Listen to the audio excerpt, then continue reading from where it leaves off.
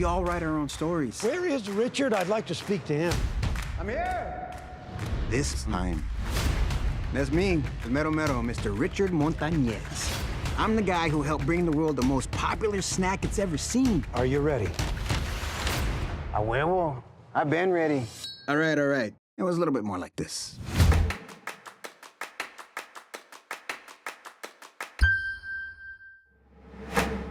Hello, ShotDeck, folks. All right, we got another Shot Talk. Look what we got today. We got the movie Flamin Hot, and we are so blessed to have the director, Eva Longoria, and the DP, Federico Cantini. Welcome. Thank you. Thank you. Hello. Thank you for joining Hi, Larry. us. We're so excited. We're so excited. We are ShotDeck geeks. Oh, well, that's great to hear. I love it. I love it. Well, obviously, Eva, you've been around the block. You know, you wouldn't know it from looking at you, but you've been around the block a long time, working as an actor, of course, and directing some TV and executive producing shows and doing a lot of that stuff. And you've directed documentaries and things like that. But is this effectively is like your first narrative feature, or Yeah. And so Yeah. when you approach this project, first of all, and you are looking for a DP and you're looking for those early stages of like, I'm putting together my team and I'm also thinking about the movie. Talk to me a little bit about just where do you start and what are some of those first conversations that happen in your head to get you going? You know, I'm so happy you asked that because a lot of people feel like for me, it's the most important relationship in the filmmaking process. And I have been directing for 12 years in TV and short films and docs. And so I've worked with so many DPs. And when the relationship isn't right, the friction is like you just want to make two different films, And so I was like, oh, I felt like this was going to be my first at bat, and I don't get a lot of at bats, so it has to be like this has to be a relationship that really, really works. Like it has to almost be kismet, And so Fed and I worked on a film. I was an actor on a film he was DPing that Deborah Neil Fisher directed. Yeah. And I know her.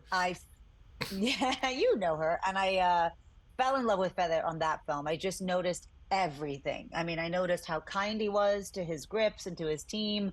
He would get up on the ladder and fix things. He had so much chutzpah. Like he was just like, he was like just a doer, and he was so kind. And it's a beautiful film for it being like a comedy. It's actually really beautiful, And so I just remember that, and I was like, I'm always going to remember Fede for a future project. And I had the script Flaming Hot. We were finishing it, and he was one of the first people I sent it to. And I said, hey, Fede, what do you think about this? Is this something that interests you? And he called me in an hour.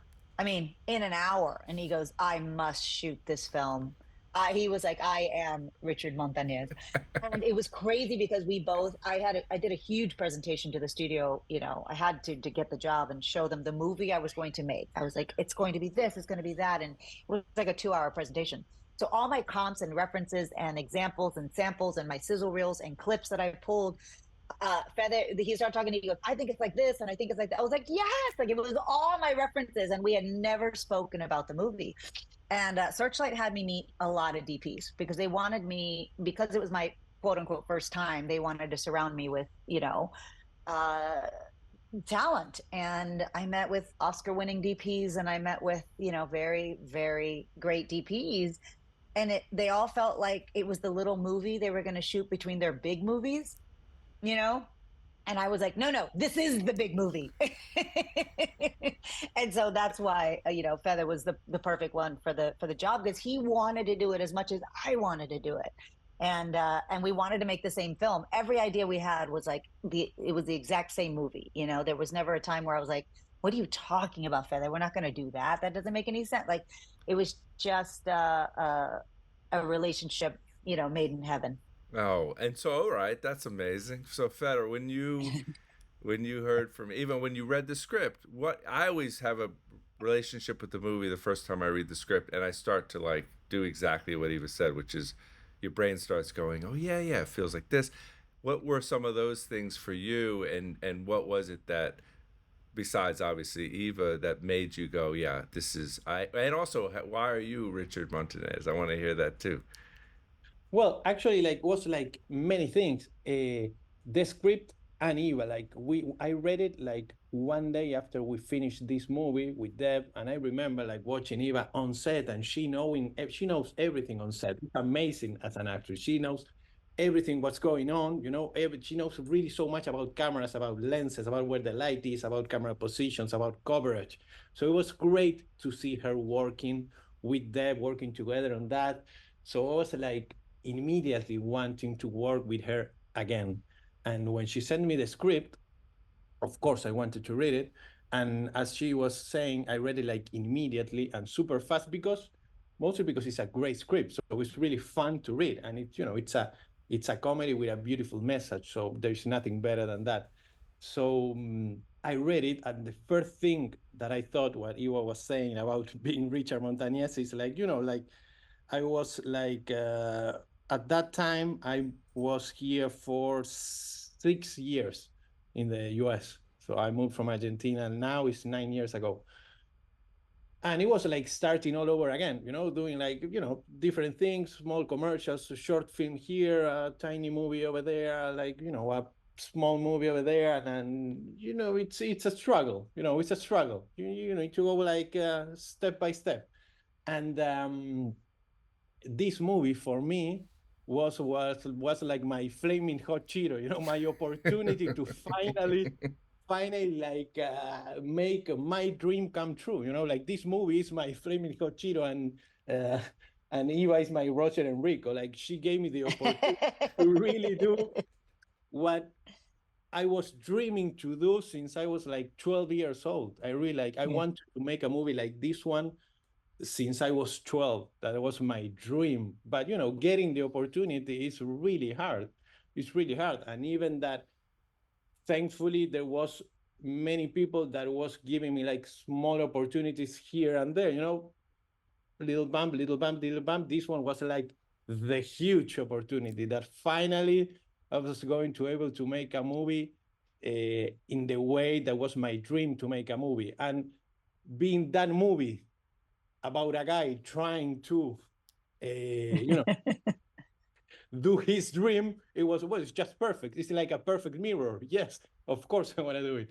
I felt so related to that idea, to that concept. Yeah. Because who doesn't feel like him at some point in his life, in your life? Like everyone can be related to this story. Yeah, of course. Well, and it's so many things, right? It's an American dream, Mexican American dream. It's a love story. It's a story about family. It also it's I'm such a sucker for stories that are real life based, based on something where you're like, wow, that's amazing that really happened. But also have these great movie moments, There's so many of those moments which you're sort of like, I'm a sucker for. I feel like those are earned in this movie so much that every time they came, throughout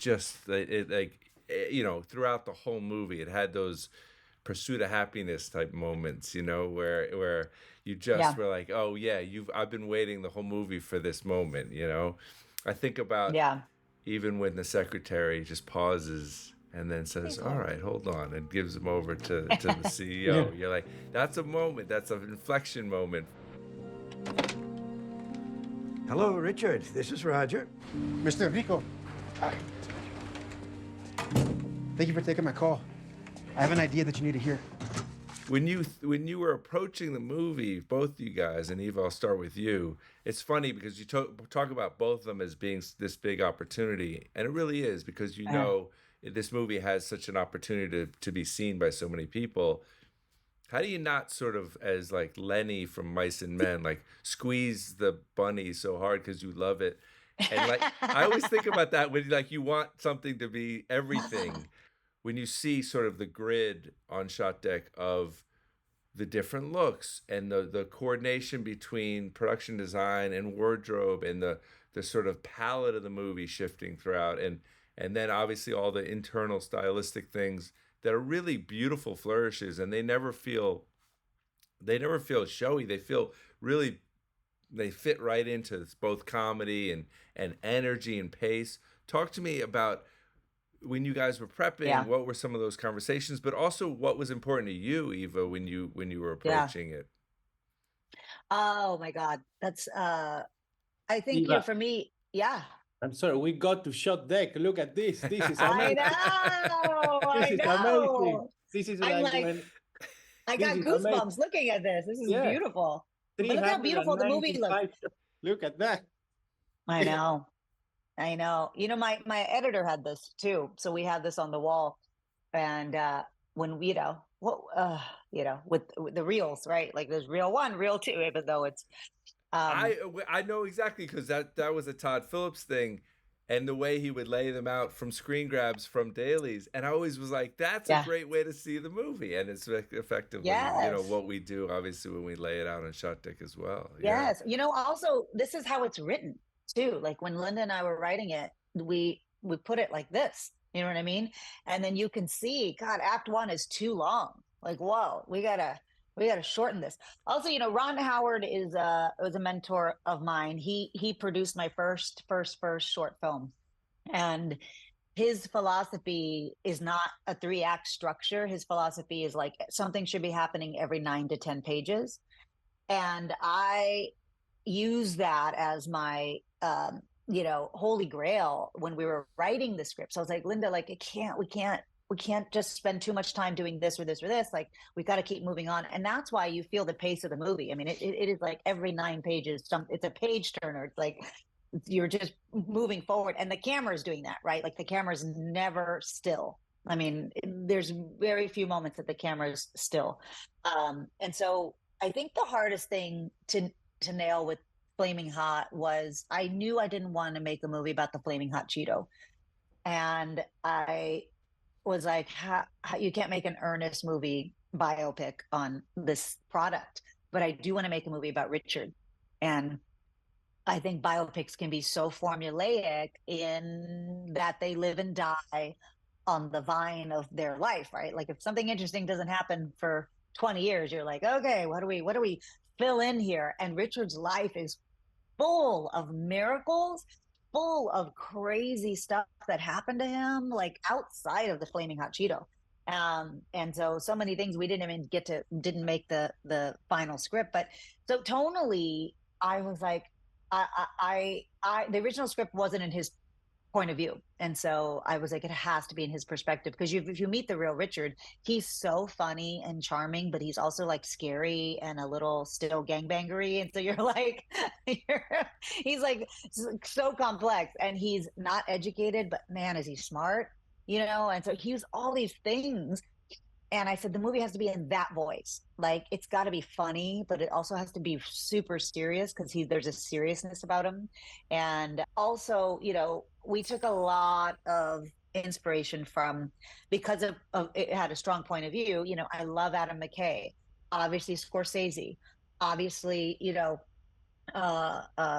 so anything that has a voiceover, which I sometimes think it could be a lazy device, a voiceover. I'm not a fan of voiceover, but in this instance, because it was literally in his voice, and he says things all the time that are just really profound, and I was like, I want to actually the voiceover to almost betray what we're seeing on screen.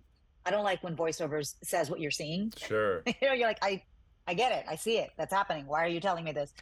And so yeah, there was like a balance in between, Scorsese and McKay, because McKay's a little more journalistic, and I liked that. And I felt like we kind of have to tell the story. We have to set the table about Chicano history. We have to kind of like catch everybody up in case they don't understand, that Mexican Americans were discriminated against as well as, other ethnicities, blah, blah, blah. Yeah, that's that firme pachuco steez everyone was wearing in the 70s. I look good. Now, before you start talking smack about why Mexicans always gotta be gangsters, don't.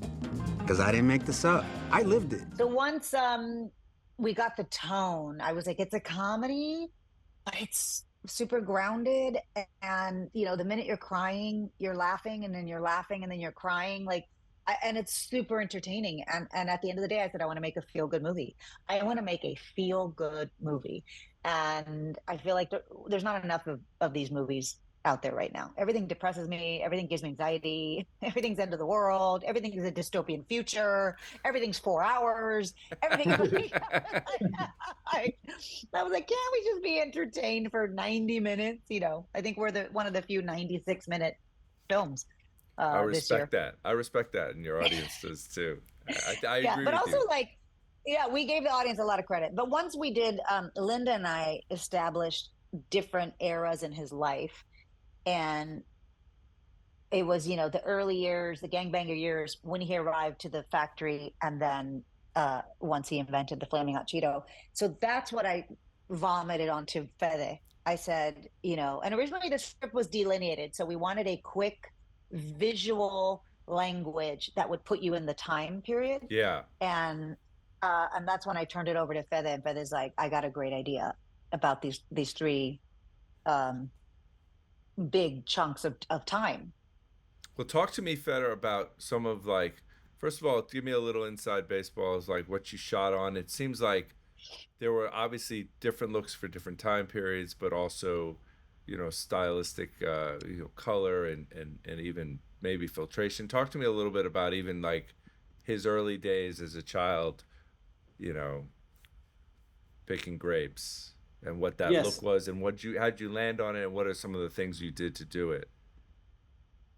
I mean, the process started with a lot of talks with Eva about first like the tone of the movie. A bit like the movie has such a specific tone, a really hard tone. I mean, Eva, the work that you did with the tone of the movie is just it's just incredible. And Yeah. I think I never said this, but I'm gonna say now, like this movie, it's Eva, and Eva, you are this movie. I mean, It really is. it's really because you know it's a movie that is for everyone, but it's so personal of Eva. It's really like your entire personality is in this movie. It's fantastic. Like this uplifting is this is you, Eva. So for me, my job was trying to, you know, to create a visual frame and a visual language uh, to translate into images all this a fascinating personality that the movie Yeah. is. Like how we take all this energy on the movie, like to organize it visually. So talking a lot with Eva, we had uh, this idea of separating the movie in these three chunks: his childhood, his gangbang years, and the factory, and when he's getting, you know, he's going doing better in his life in the factory, and do like a little combination of look of that era, but also his the look of his own point of view on that era, how he was feeling on that era, to try to, you know, communicate visually also his feelings. Mhm. Being said this, his childhood. I'm sorry, I was a little bit like all over, No, but it's right. we really wanted all this part to look like to look and to feel like nice, you know, memory from his childhood, because even that he had, you know, a terrible childhood because of his condition and being a child labor working, you know, and all that, and his relationship with his dad or not everything, Richard, he's a really positive guy, and he has some nice memories of that, and he's always like thinking, okay, I'm gonna make this work. So for that, we wanted to use some very specific lenses that, you know, takes you to that time, but also the texture of the lenses give you that, you know, dreamlike image. So we use the Crystal Express anamorphics for that one. That's the only part of the movie that it's shot in anamorphics. All the rest is sphericals. But that one we shoot it only that on anamorphics because this is the only moment of the movie that has flares. There is no other moment of the movie that has flares, and everything looks softer and warmer. And there is one shot that we did here that I really like that starts like seeing the white shot of the that one. Yes, This one here. Yes, and then you see him running with his friends, and he's having like a Uh-huh. lot of fun. And then he follows him, and then the camera pans, and then he hits with his dad, and you realize that he's not having fun. Llénalo. Déjalo, hombre, es niño. Except my playground was everybody else's labor camp. Anda, síguele jugando. You know, I really like that because you can see in one shot, and then the camera booms up, and you see that, you know, he's a farmer worker. He's not having fun. Right. This is the place of work and hard work Yes, for yes, everyone yes. else. Exactly. He's such a blessed kid that he's able to have fun and, you know, having nice memories about that, but he's having a terrible childhood, and we wanted to show that. Also, the school, the same. I remember there was like many places to shoot the school, but with Eva, we were like, no, we need this school because it has to It be was like, that location. Yeah. has to be the school because it has to be like the school that I used to watch when I was watching TV shows, you know, from the Yeah. Yeah. Wonder Years. The Wonder Years. Yeah. the Wonder Years. We wanted to look like the perfect school. Has to be that because it's important, because it's how he remembers things. I don't know, maybe his school, it wasn't like this, so beautiful, but that's how he remembers. And that's what we wanted to show in his child. And also we wanted, when we were in the 1960s, we wanted it to look like the 1960s in the palette of, like, you remember those corduroys that you would wear, those pants, the horrible sweaters, like that's that color palette. All those shirts that they're wearing, like, we wanted it to be in that color palette without being, and I kept telling Fed this, it can't be sepia. Like, you know what I mean? Like, it's gotta be like the modern version of a period piece. And so it was a tall order we had to do, but it was that school. You shot in New Mexico, is that right? Yes. Albuquerque. Yeah. Albuquerque. We shot in Albuquerque. I think of like, let me go to the big location, because I go, Yeah. sometimes I approach a script or something, I think, oh man, this is going to be really hard. The Frito Lay factory. I'm just going to go to there for a second before we get into some other really fun stuff, because I go, when I think of shooting a movie, I think of, oh my God, like, first of all, how am I going to make this not just look entirely industrial like a documentary? And yet it has this really beautiful tone. And I'm just curious, one, how did you find this obviously an incredibly important location? I don't know how much of your shooting, you know, schedule was devoted to it, but it's a big one. And how'd you find it? Was it a working factory? And also how'd you make it look still kind of beautiful in its own way? Yeah. Well, we worked so hard. We built this factory from zero. This is what I was wondering. That's crazy. Zero.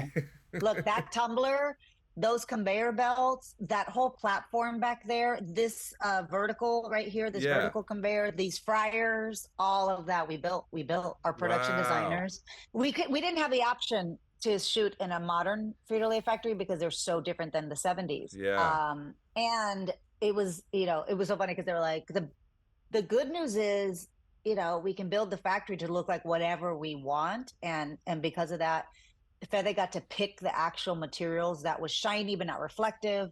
That was, you know, so many, the machines were like, everything's working and moving but not making noise. You know, everything's on wheels, so we could move it into frame, push it further, deeper into frame. These tumblers were working. You know, we could load it up with Fritos, change it out for Cheetos, to change it out for potato chips. Like, our special effects team was amazing, because there's rarely a shot in the factory that is not so deep into frame that everything's working. So all special effects had to be working at this, you know, every shot, because we could see the tumbler 50 feet away, and we needed product in that one, and we needed a product on the conveyor belt right in front of them. So the good news is we got to do all of that. The bad news is we had to build a factory. I mean, it was like, oh my God, what are we doing? Was there ever a moment where you did go like to every place in Albuquerque and go, could this work? And then sort of went, okay, guys, we really need to build this? Or was it pretty early on where you're like, this is not going to be something we're going to find? It was pretty early on. We knew we weren't going to find what we needed, even anything. Like, I just wanted a factory with gunk. Like, nobody knows what it really does. Who cares? Like, this was a newspaper printing press. And see, so I don't know if you can see on their heads, on Oh the yeah, here. ceiling is where the newspapers would dry. And so they were like, "Do you want to rip that out? That'll cost this much." I go, "No, leave it. It's gunk. Who cares? It's part of, who cares? Nobody's gonna know that what's that for."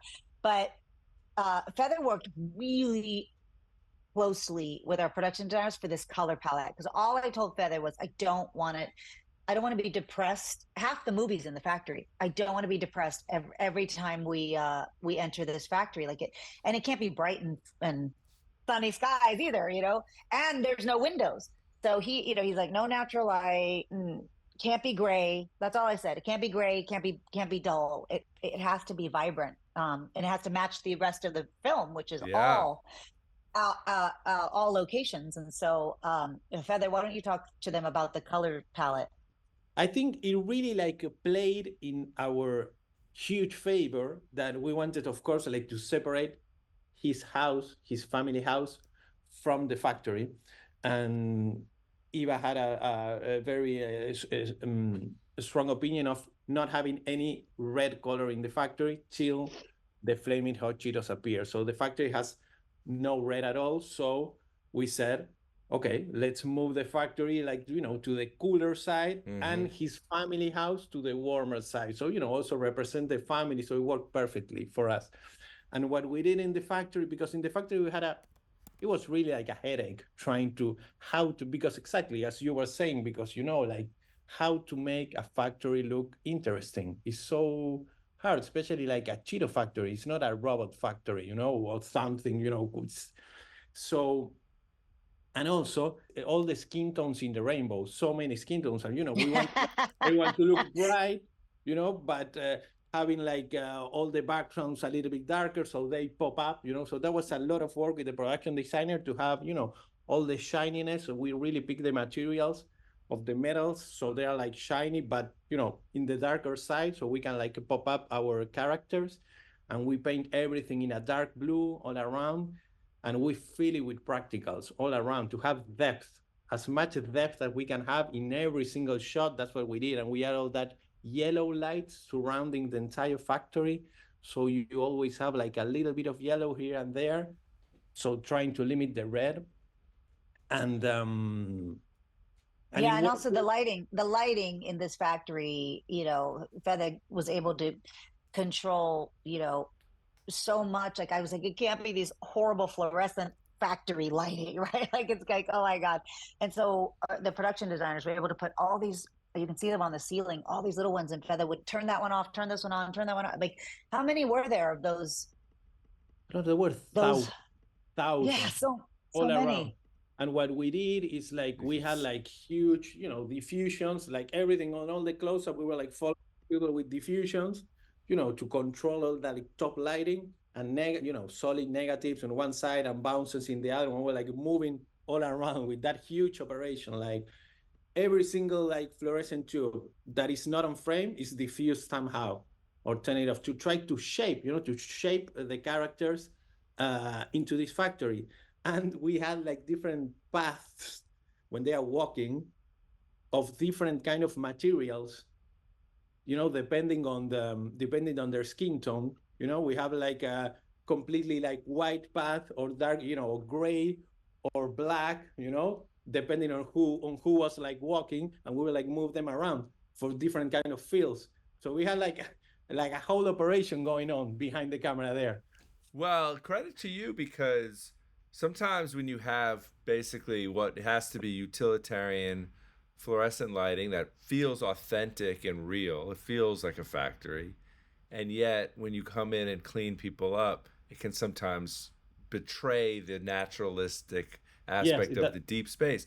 And I never felt that at all. It felt as if you weren't actually cleaning it up, like you were just like living within the same world the whole time, which is really hard to do. I've been in those situations. You go into a Home Depot or something, and you're like, I'm not going to change everything out here. How do you make this look good? And then augment from the ground, and it's a real challenge. I remember that from a shot from Garden State when they go to this like Home Depot, and I was like, that's the worst shot in the movie.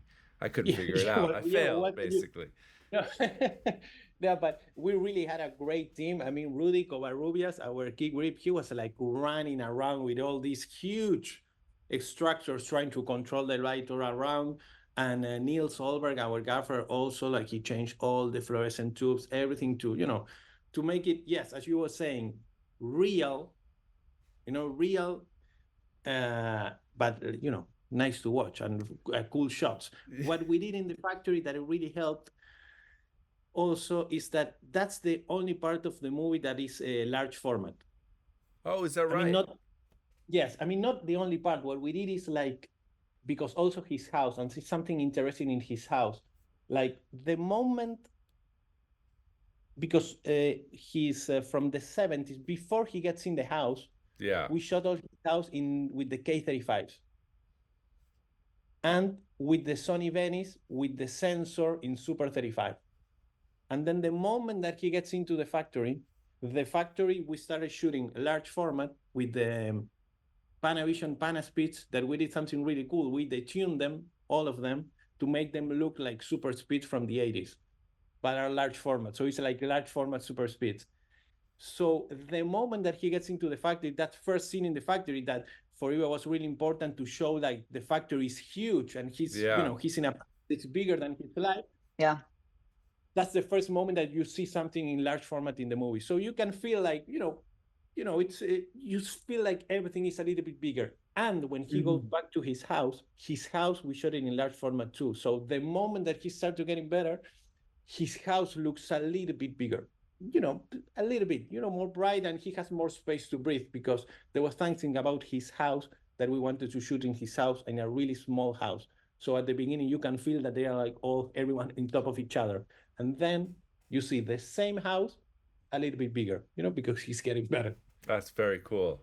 Let me ask you about style, because you talked a little bit about voiceover. And one of the things, like, I agree with you, by the way, it can be a real cheating device from a screenwriting standpoint. But from a directing standpoint, I remember this from like War Dogs, which I did, had a lot of voiceover. It's like, well, now you recognize, it has a real opportunity to move the camera because you can do two things. You can tell the story with some words, and you can also show some other things, and travel through time and space. And this movie has a lot of energy. It has a real energy behind it, from the way the camera moves and the way that the editing and the pace of the story, it never really stops moving. And talk to me about, like, what point did that start to present itself? Because there's some cool little stylistic things that are small, but I really appreciated them. Like this transition to tell the audience we're traveling through the 80s and the graphics. When did that come up in the process for you? Scene 77. I'll always forget it. I'll never forget it because we kept punting. This is the last one we kept punting in our heads. Fede and I are big preppers. So we had a good amount of prep on this film, which we took full advantage of. And this was the one scene that I kept bumping on only because I hate a Chiron. 10 years later, and it's just a Chiron on the screen. Like, I was like, no, I want to see. And I kept telling Feather, I don't know what it is. I just need to feel that 10 years have passed, the factory's fading, people are getting fired, and he's in the exact same spot. So what camera thing can we do? And Fede has this like chat group of, I don't know how many DPs. So he put the question to his DPs, hey, you guys have any cool time-lapse ideas? And they would send him videos and he'd show me, and somebody would send him a clip, like, check this out, look at this camera, look at this thing. And I was always, I don't know if you remember the movie Yesterday about the Beatles and Yeah. So those graphics, when they used the Beatles songs, the lyrics in the street, on the merry-go-round, at the airport, like, I just was like, oh my God, I love the graphics of this film. I'm going to use that one day. Like, I just tucked it in the back of my filing cabinet in my head. And so I told Fede, I don't know how we're going to do this, but it should see all the years pass, kind of like that movie Yesterday where it might be in the forklift. I don't know. We need a lot of passes, like send the forklift through, send a guy with a box, have the conveyor belt, have the tumbler moving. We didn't know where we were going to put the years when we shot that. Oh, wow. Cool. And Yeah, but Feather, how did you land on that camera? And he showed it to me, and I said, I don't know. And he goes, no, I think it's gonna work. And this is, and because I have to see it, I'm like, show me. You have to show me. And so the scene that you see was almost just show me what it does, and we'll see if we're gonna do it. And we sent it to the VFX, and it worked. We didn't have to reshoot. He's like, this works. And they kind of half-heartedly put really, horrible graphics just to see like something like this. And I said, oh my God. And Feather and I were like, it actually works. But I don't know, Feather, what was that camera called? I forget. No, it's like, as Eva was saying, it was so much fun with this because we really had the entire movie exactly how are we going to shoot it. Really, like everything, every single shot, every single camera position, but this. And when Eva came with this idea, the first thing that I thought is, okay, let's do like a 360 showing the entire factory because, the people start to disappear also. And, but we were so late in the process, like we were shooting this like the next day. So we didn't have time to bring like a motion control or anything. So we just grabbed the Scorpio head from the Techno crane. We grabbed the Scorpio head, we put it on the floor, and we did one pass, and we like repeated a couple of times. We did like a poor man motion control, and it really worked. It worked really well, and that's how we achieved it in a second. Well, it's one of those things when you do it throughout the movie, that's just enough style to like. It's like I said, you're not squeezing the bunny, but you're like going, no, this is part of the sort of the visual language. The part of the visual language, and and the consistency of tone that I really appreciate. Yeah. When also I found that news clip is real, and we found this archival news clip because this was in the period of Reaganomics and Reagan, and the fact that this news clip said Hispanics are poorer now than when Reagan started. I was like, that's not perfect. Like, we didn't even need to do voiceover in that aspect. I used him as that voiceover. This was the day Ronald Reagan has been waiting for since he first entered politics. Today, he will announce that he is slowing down the growth of the federal government. And that was the other thing. It was like, we did have to like elongate the news clip and add to it because it didn't, it didn't time out the way we wanted to. But speaking of the visual language, the fantasy sequences. Well, that's right? what I was going to ask about that next, because that's also some of the most fun stuff in the movie. Enrico was pissed. He was like, you pendejos are out here telling me these little punks like Nabisco and Eagle Snacks are getting more feria than us? This idea of the executives sort of talking in the language of basically Richard and his guys, I thought was so brilliant and fun. Did that come up part of the screenwriting, or was that a process that also transitioned? Yeah, tell me a little bit about how you got here, because it's incredibly fun and works a couple times in the movie, really in a brilliant way. Once I put the film in his perspective, it gave us so much free range to be like, this is his story, his truth, and whatever he felt happened. It's the truth in our film. That is the truth in our film. And so he is a great storyteller too. And I remember he these fantasy sequences were born of Richard, the real Richard, because he told me, he's like, man, there was just one guy that was so mean to me at the factory, and I wanted to kick his ass. But he goes, he didn't even know I could kill him with my bare hands. But I didn't because I had to mind my gangster at work. And I thought that was the best line. And we put it in the movies. Like, I had to mind my gangster. Nah, just kidding. What'd you think? It was my first week on the job. I had to mind my gangster. But I said to Richard, the real Richard, I go, but what if you do get to kick his ass in the film? Like, what if you imagine kicking his ass? And then the other fantasy sequence that we had before the two boardroom scenes was when he meets Roger Enrico and the sea parts, and he's like, the infamous Richard Montañez, and he really tells the story that way. And Judy's the one that in real life, she's like, it did not happen that way. He was so nervous, and I was like, oh my God, we should do a misdirect. The infamous Richard Montañez. What an honor to meet you, Richard. Are you ready? A huevo. I've been ready. All right. All right. Judy says I exaggerate this part a lot. I guess it was a little bit more like this. And what he thought, what he felt happened, right? Like is happening. So, but the two Cholo boardroom scenes were born of, I kept bumping. The only time we weren't in his POV is when we had to go to Plano, Texas to Frito Lay headquarters, because the real Richard did not go there. He was never there. Right. And so he didn't know what was happening. But I had to show the audience, like at this moment, sales were down, factories were closing, And so it was what he thought the conversation was in Plano, Texas. And that's when I was like, oh, wouldn't it be great? I'm a huge fan of Drunk History. Oh, and it reminded me of that a little bit. I thought that was so good.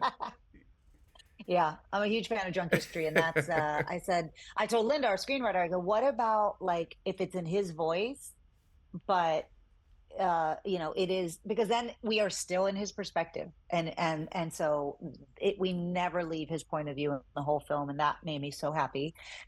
And so that's how it was born. And then Fede and I were talking about, again, wanting to make sure it was the same movie, these fantasy sequences, so not like they were fuzzy around the edges, and like we wanted to go like, how do we do this? And so we shot them kind of like a record scratch, like this is what happened, but like it's not what. Cause we ain't got time, little puppet. What, you need a Cholo translator? All right, I got you. Some sales are down. Yeah, unfortunately. Yeah, that's what it right now looks like. That boardroom scene is really, I love the way that boardroom scene is lit. I wish you had a photo of the camera setup in that. Maybe we can get one if Feder has it. Yeah. It was the biggest rig ever. Yeah, I have one. It's those like shots that you see them and looks like really easy, but it was really small to put a technical crane. It was impossible. There was no space, so we had to make a rig and hang the camera from the top just to do the shot. To go over the table, right? Yeah. Yes, to go over the table. So we had to create a whole operation just for this, because there was just no space. Everyone is gonna think it was with a technical crane. No, it was much more complex. We had no space. And what I like about this is like, we had such a tight schedule in this movie. Like if you see this, is like, and then it's the camera just panning around.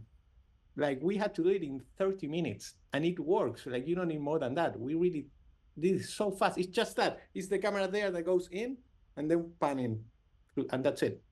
No other coverage, nothing. And did you create a big top light source or just diffuse whatever was, because it's got that sort of single source top light, which I think looks really pretty. Thank you. We had to create that building, and then we did like a huge soft with a skirt all around, and of course a light on the drink Pepsi Cola thing that is so much fun.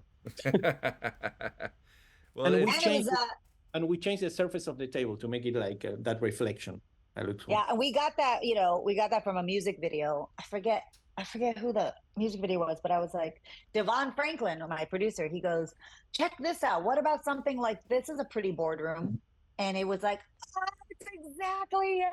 And we were like, yeah, it's like this. And I showed Fede, and Fede's like, okay, got it. And that's when he created this contraption to slowly push in above the table and do it in, what was it? Was it 100 frames? It was 100 frames, yes. Yeah. Oh, that's an interesting. That's an interesting place to land. 100. It's like maybe 96, 120. I like the 100.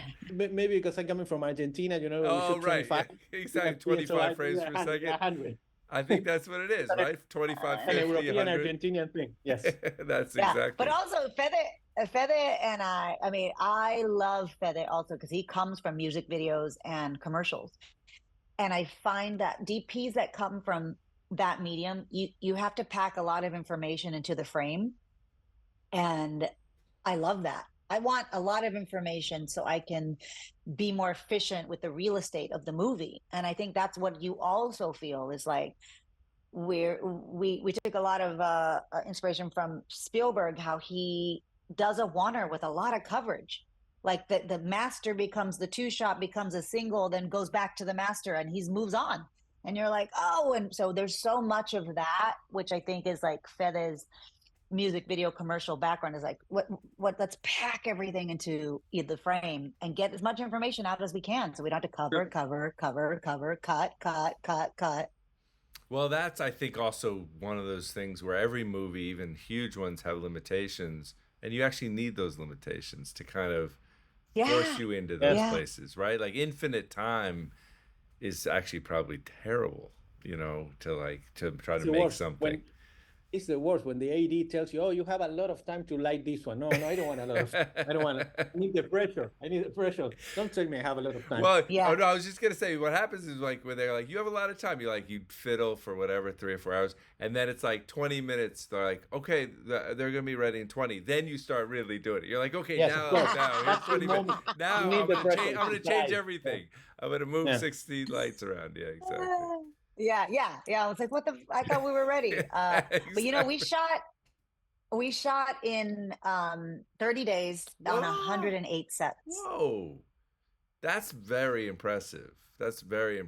Because there's also, it's not a movie that feels thin in terms of like the storytelling and the angles and it's like it always feels like, well, this is what we're. You know, it doesn't feel like something that was wanting for that much more, you know, which is a credit to you guys. Yeah. Well, and like I think that's when my TV background came in handy because, you know, the studio kept telling Fed and I, "You're never going to make your days. You got to cut down this script. There's too many strips. We had too many strips." So it was like set up. But I was like, "What are you talking about? I shoot 8 pages a day all the time." Like, and there was an elasticity to the production schedule in the sense of I was like, I knew where I wanted to spend time and I knew where I didn't, but I knew I needed all the pieces. So Feather and I were like, we're not dropping any scenes. And there wasn't one day we punted a scene and there wasn't one day we dropped a scene. There wasn't one thing we had to cut because we couldn't make the day. Not one day. Like the pace we moved was, you know, it was a TV schedule. It was like, you got to make the day. What you don't get another day. I mean, it's gonna happen. We're gonna make the day. How? Because it has. I mean, because we have to. You know that mentality. Why? Because you have. I mean, this is our movie. We're gonna make it work somehow, and it really worked. Really worked. Mostly with a lot of prep. I'm gonna tell you, a lot of prep. Well, I wonder with something like this shot, right? Which is this actually like gorgeous thing in the parking lot of a Frito Lay factory. How this comes to be? Is it a product of like, well, we have this strip. And let's shoot it at this time of day, and it's going to be actually really beautiful. Obviously, it is the end of the day, but it's like this really elegant, beautiful sort of moment in a you know more than mundane way. It's like it's in the way of it's like a very idyllic shot in a non-idyllic place. You know. Yes. Well, honestly, the script lent to that shot. We had to have it this way because the voiceover in that moment was talking about how the workers were drowning. They couldn't keep their head above water. And so it's a beautiful shot betraying the voiceover, right? Like what we're talking about is really shitty shit. But what we're seeing is the human spirit, their friendship, their perseverance, their, you know, no, nothing's going to knock us down. But the voiceover in this moment is contrary to what you're seeing. Yeah. And it's like, this is a shot we had time to do because we planned for it. Well, Feather planned for it. And not only that, we shot at the top of summer, like the most sunlight you can have in the days. The worst. The worst, you know, he was just like, oh God, when is the sun going down? Jesus Christ. Like, this was like 10 o'clock at night, that shot. Like, I was really happy this day because, you know, like New Mexico has some really beautiful sunsets, beautiful.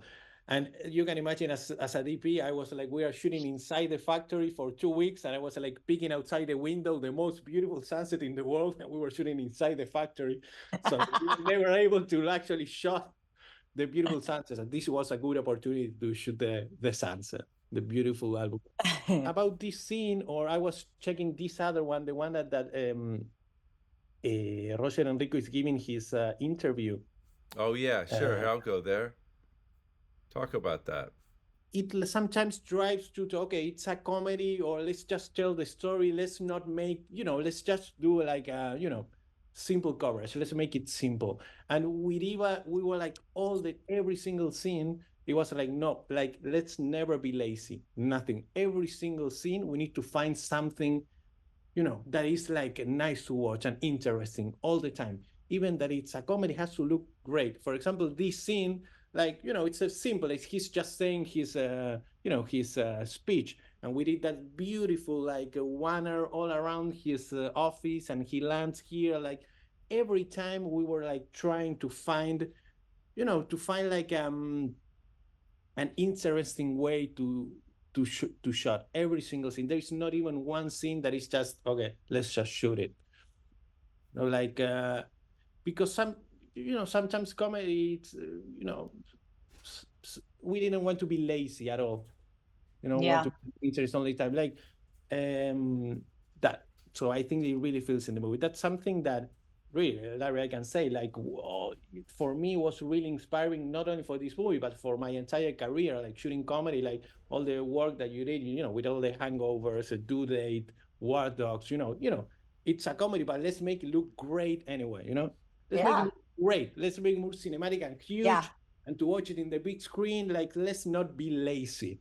And, that's what we were trying to do all the time. Well, I never believed, like, this idea that comedy sits in a different cinematic box. Like, it's still a movie. I know, because I saw what. You're right, exactly. No, but exactly, because you're like, well, I don't know, Tootsie's a beautiful movie, and Annie Hall and all these things. You're like, those are comedies. It's like, of course, exactly. Yeah, but they're cinematic. You're right, and I feel the same way too. It's like, I do feel like when you're doing a comedy, you're thinking about coverage. Like, what coverage is going to sell the joke? Which is it, the two shot? Is it the this shot? And I just had this like adamant thing of like, it can't be a sitcom and it can't be boring, except for the fantasy sequence of the Leave It to Beaver. We're like, oh gosh, let's do a super sitcom, right? Like, we're gonna really, like, 3 cameras set up. Oh, that was so much fun. Well, this is also where you start to establish the tone of this fantasy slash just, it was also a great little moment of when it breaks into what the leave it to Beaver. Yeah, exactly. What the white man's version of what happens in this scene. Exactly.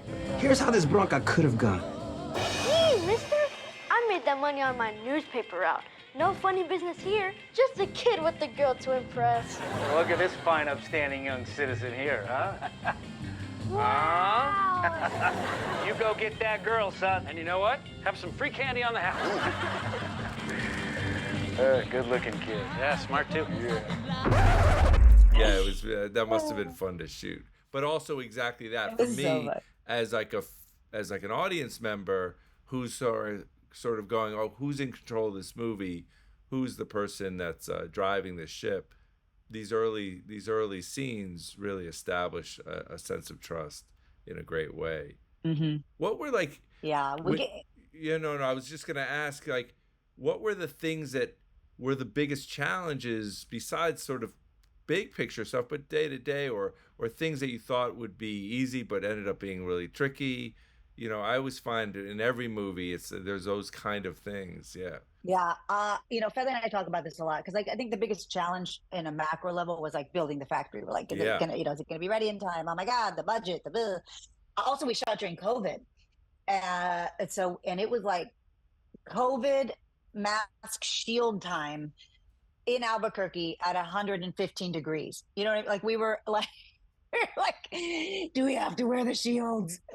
Like, we were dying. It was so hot. The wigs. So and our actors are in these wigs, and then they're in that 1970s polyester. Like, it was like, other than the normal shit that it's movie making.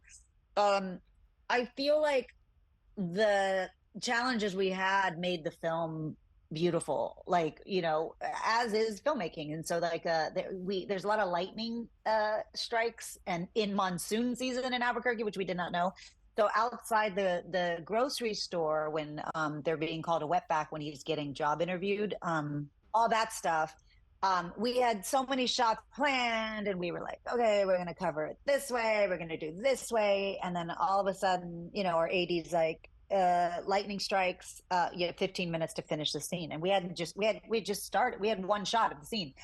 So then Fed is like, great, tells Dennis, our A operator, he's like, handheld, let's go. And we did it all handheld. They got in the car, they shot it, like, let's just get something in the car. Like, we went at the speed of light, and I was like, we're going to have to come back to this location. Like, there's just that's never going to work. And the editor calls me the next day. She goes, I love that handheld, that you went handheld in that moment. It was beautiful. And we were like, oh no, we had to. And it was the right camera choreography for the emotion in that moment. And everything we had planned went out the window. And, to throw the camera in your shoulder and go for it. And we had to hurry up because we had to shut down. We had to shut down for the day. And I said to the editor, I said, surely something's missing. Shit's missing. We'll pick it up later. And she's like, no, it's great. And she goes, and it's great. It's great. So things like that happened. But again, it wasn't so much of a challenge. I love a challenge. And again, coming from TV, sets aren't ready. I remember, my production designer one time in a pilot, she goes, look, you got 2 walls, no ceiling pieces, and 8 actors. And I go, great. And go. I was like, I love that shit. I'm a blocking queen as well. Like, I love to block scene. I just love, and then she's going to come back in and we're going to go out. Like I said, one shot with coverage. It's one shot. And so I loved challenges. Did you like that as an actor as well, or is it something that when I'm always curious when you make the transition from acting into directing, like what are the things you hated that you now like, that kind of thing where you solved the things that frustrated you, I guess maybe. Yeah, and I am a horrible actor now because I'm hyper aware of inefficiencies. You know what I mean? Like, I'm like, why are you turning around again? Why didn't we do that for the first? Like, I am the worst. I'm the backseat director, and that's why I like to direct what I'm in, because I just can't. But I will tell you, people think I'm an actor turned director. I've always been a director producer that fell into acting. Yeah. And I used Desperate Housewives as my film school. Like, a decade on set, you got to pay attention, right? Of course, I learned Axis very quickly, and I was like, oh, okay, got it. And I remember, on set, my husband on the show would go like, oh, I think I want to cross and get a cup of coffee. And I was like, don't you dare. That's 4 more setups. Oh my God. We're going to be here till midnight. And you could see the DP and this crew go, oh, he wants to cross to this coffee pot. Right. And I was like, he's not going to cross to the coffee pot, guys. I will bring the coffee to you. And he was like, how do you know that? What do you mean it's 4 more setups? I go, no, then he's got to go outside. He's got to go through the window. I just knew it was like so natural to me. And when this was back in the day when we would do 24 episodes a year, like it was real television for a decade of my life. That's a lot of directors and a lot of DPs that come in and out of a show. And so I learned what I loved and what I liked, and I learned what I didn't, and I learned what not to do. And so I think that's, for me, I carry that decade of experience with me. And so I just get it. I just see, I can go in a room and go, I see the scene, so that's one thing. It's like what this, people are like, what were you scared of on this film? And I was like, that nothing, but it proved to me that I could do it. Like, oh yeah, I can do it and I'm good at it. And it's okay to say that, but that's what I feel like for me, as an actor director, and then of course communication. There's so many directors that do not know how to communicate to actors, and especially when actors feel like they're the most important part of the process, right? Not knowing how much planning we've done for 4 months, and there's camera equipment we've ordered for this shot, and then they go, well, I want to go stand over there, and you're like, oh my God. So communicating to them that you are part of the process. Or sometimes when an actor goes, why do I have to go again? And it's like, it's not you, it's the focus puller, it's the cross behind you, it's the boom shadow, it's so many other things. And so to have that trust with the actors of like, trust me, we need to go again, nothing with you. Like we had this scene where Richard finally confronts his father in the backyard. Oh yeah, where she has that great line, "Let me be that voice inside you." That's a great line. I know, let me be the voice in your head. Yeah, that's a really good moment. You want to save someone? Save yourself. And then you come to him when you're the father that he needs. Come on, baby. We're gonna go put my voice in your head. Come on, kids, we're leaving. Let's go. He had to go so fast that day, right there. Yeah. That we had to do really hose down one way, hose down the other. And my producer came and he goes, "Hey, we got an extra half day. Is there anything you want to reshoot?" And Fed and I were like, "Oh," and I said, "I'd love better eyes on Jesse." That one right there. Because we had to, we only had 2 cameras and shooting, like, the eye line wasn't as tight as we wanted. Even this background, all that trees, this other house, the first day we shot it was sky because we had to kind of not be low, but not be high. And so I said, and Fed and I both said, "Can we go back to that house and just get better eyes on Jesse?" And I was like, "Jesse's going to kill me." And I said, "Jesse, I hate to make you do this scene again, but I think it's worth going back." And all for camera. And he goes, "It's something I can change." I go, "Don't change a thing. It's not you. It's us." You know what I mean? And it made the scene so much better because we redid the master. We're like, you know what, let's actually stay in the master a little longer. That right there. We sent the kids through before we were just so rushed. We couldn't do it like we wanted to. So to be able to do that and go back was like a dream for us. Do you remember that, Fede? Yes, of course. No, it was great. It's the only thing that we had to do again. This was the only thing that we had to do. We had that extra time and we used it really nice for that. What about for you, Feder? What were like, I mean, when you watched the movie, when you were timing the movie, when you like a moment that you're like, "Oh, this is one of my favorite." Every time it comes on, like you want to watch it again or something. I mean, when I watch it like the first time and at the on a big screen, what I really loved the most, that I got emotional, was when all the jokes were landing, like everyone laughing and crying in the movie. That was like the thing that I liked the most watching the movie. But the scenes that I really like, for me personally, that we did, that I really like enjoy watching it again, is the beginning, his childhood, because it's the first thing that we scouted with Eva when we arrived. And it was just like, the vines were not there. It was like in the middle of the winter, so there was nothing there. We just had to imagine all this.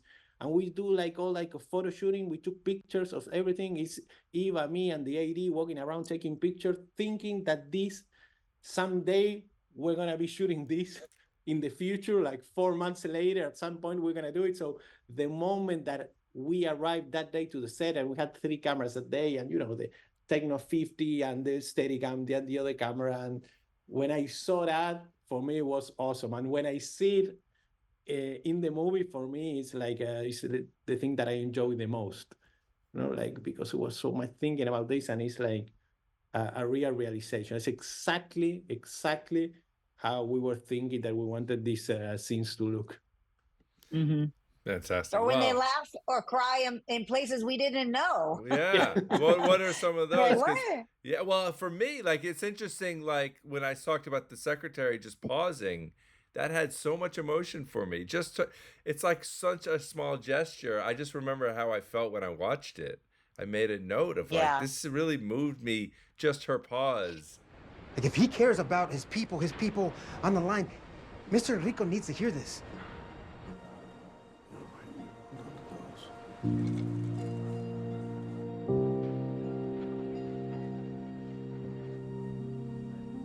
Please hold.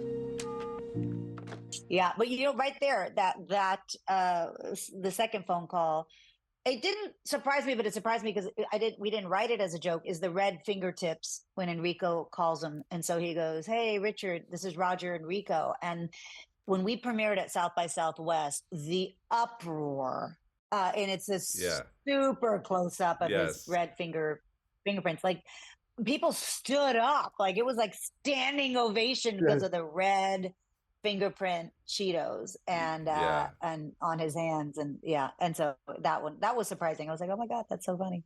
But yeah. What was it? What was challenging for you, Feather? What was the most challenging part? Well, the factory, of course, to make like the factory works and to make it look like interesting, but also like going as fast as we had to go. We had to go so fast. So prepping the entire factory and thinking about like the camera choreography and camera positions for all the factory to be able to make our days and doing all the shots that we wanted. I think that was like definitely the most challenging. That because of the scope of the factory and exactly in the other way, their house, because it was so tiny. It was so tiny, but we were obsessed about shooting in a tiny house. But, it was hard. Like everything was 2 cameras inside a tiny, tiny, tiny house with 2 little windows. And we wanted to make it look like really natural, not like overlit at all. We were trying to not being overlit at all. So all the light coming through the windows.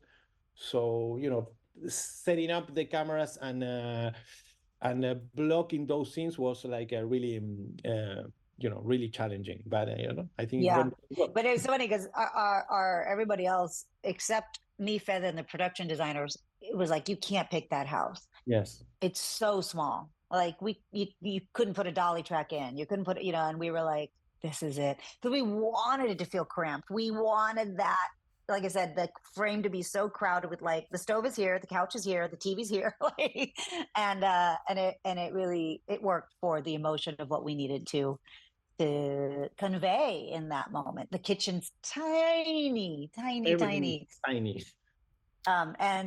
Feather's like, what's behind that door? Can we take off that door just to put the camera?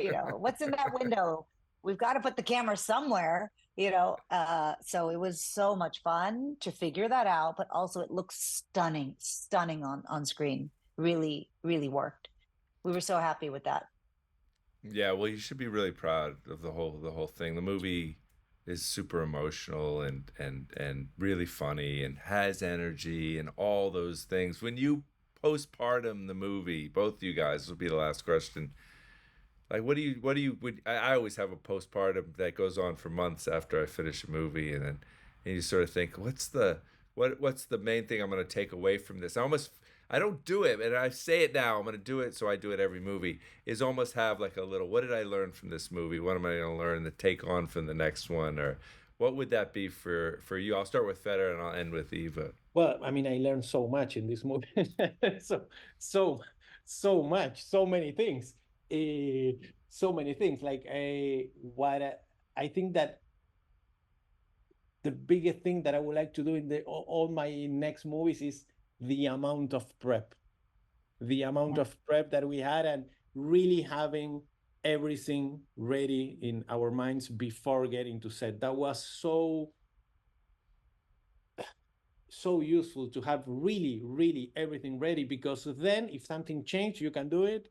But, to have, to really go there just to let, even the actors work, because everything else is taken care of. I think it's something that I knew before, but actually doing it, because, my prior movies, I never had enough time of prep. Never. It was like, let's go, let's shoot there.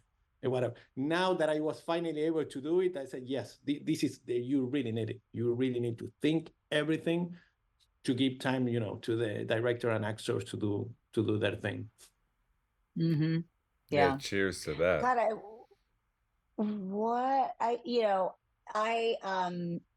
I think the thing I take away is, which again, like Feather goes, I knew that, but it's just reconfirmed.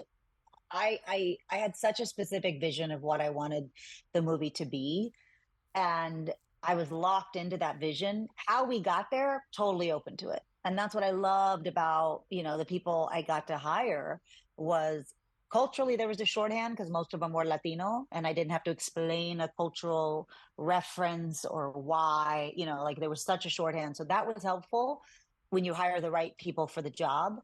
But also, like, I'm about best idea wins. And so if the production designer has a solution, if the props guy has a solution, you know, wherever it comes from, we're like, you know, like I said, for that, you know, the time lapse scene, you know, our production designer's like, well, we could do this. And Feather's like, what about this? You know, it takes 12 brains for something like that. And I love that. I love that process, but I don't compromise on my vision. Like, I'm like, no, you know, that's not servicing this. It's not servicing, you know, it's not moving the story forward.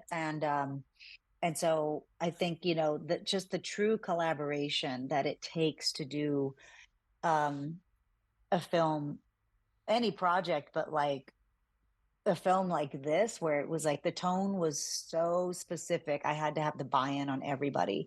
I remember Tony Shalhoub, who plays Roger Enrico, came in the last 3 days because he didn't have a lot to shoot. And we were already obviously a well-oiled machine by then as a crew. And he came in, and he had to do those cholo scenes first, where he mimics the words, and you know, it's silly in the moment. You're like, I can't believe he's doing this. And when Tony Shalhoub first take goes, "You pendejos are out here telling me," like, and then we cut and we're all laughing. We're like, yeah, this is gonna work. We knew it was gonna work. And Tony's laughing too. Tony goes, "What did I say?" You know, like he didn't even know what he was saying. So to have that trust, like he just trusted that this is going to work. I don't know what I'm doing, but I trust it's going to work. And he's talked about it in interviews since then. He goes, when he walked on set, he just felt this like insane buy-in to my vision that he didn't question anything. He knew everybody, prop guy, catering guy, like everybody was on board with what we were doing. And because again, he came in at the end, he was like, whoa, this is a crew. This is a crew. And he just felt safe. And so I think, you know, that of like, you have to assemble that every time. And also we had so much fun. Like, why do this shit if you're miserable doing it? That's the one thing, you know, I shot something in Spain, and everybody was like, blah, blah, blah, blah, blah. I was like, I'm so sorry. You hate your job. Like the DP was grumpy. The directors were grumpy. The prop guy was grumpy. Like nobody wanted to be there. And I was like, I'm sorry. Isn't this like, we're here, we're working, we're making something, like, you know. And so that I don't like. And so to surround yourself with people who enjoy what they're doing, or else why do it? Well, it's clear that is infectious, and that's also why your movies, I'm sure, this movie works so well, and your future movies will. And Federico, you know, your work was really spectacular here, and I felt all those choices. And again, the movie, as you said, it's inspiring and it's feel good and it'll move you, and it's really well crafted. So congrats to both you guys and your whole team. Thank you. Thank you so much. Yeah, and I'm so glad much. that it's on ShotDeck, and I'm glad that that you know, that helped you guys make the movie in some small part as well. So that's good. Yes. Well, we're so happy to have this conversation with you. Feather and I were like, we're such fans. We're like, Yes. oh my God. This is awesome. This is really awesome. Feather was texting me last night, like, is this happening? I'm like, yeah. We're it's such our fans of pleasure. your work. Oh, well, thank you, and we are too. So of you guys. So hey, we'll see you on the next one. And See you on the next one. And everyone go see Flamin' Hot if you haven't seen it already on Hulu and Disney, or wherever you can find it, I think. So there you go. Awesome. Thanks, guys. Thank you very much. Thank you. Have a great day. Merry Christmas. Yeah. Happy holidays and Merry Christmas to everyone. Yeah. Happy holidays. Yeah, let's do it. Bye.